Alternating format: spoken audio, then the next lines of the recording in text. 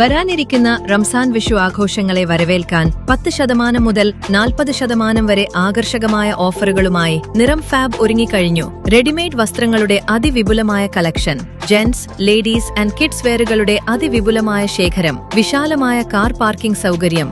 ഈ ആഘോഷകാലത്ത് നിങ്ങളുടെ ഷോപ്പിംഗ് കൂടുതൽ സന്തോഷകരമാക്കാൻ ഇന്ന് തന്നെ എത്തിച്ചേരൂ.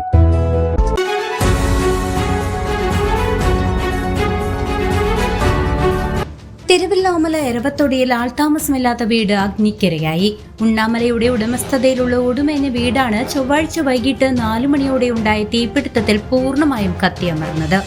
കഴിഞ്ഞ കുറച്ച് ദിവസങ്ങളായി വീടിന്റെ മേൽക്കൂരയുൾപ്പെടെയുള്ള അറ്റകുറ്റപ്പണികൾ നടന്നു വരികയായിരുന്നു. വീടിന് ചുറ്റുമുള്ള കരിയിലകളും മറ്റും കൂട്ടിയിട്ട് കത്തിച്ചപ്പോൾ അതിൽ നിന്നും തീ പടർന്നതാണോ അതോ ഷോർട്ട് സർക്യൂട്ടാണോ അപകട കാരണമെന്ന് സംശയിക്കുന്നുണ്ട്.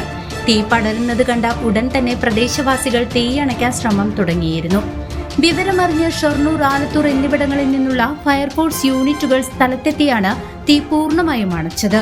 അപകടത്തിൽ വീടിന്റെ വാതിലുകളും ജനലുകളും വാട്ടർ ടാങ്കും ഉൾപ്പെടെയുള്ളവ വെന്തുരുകി.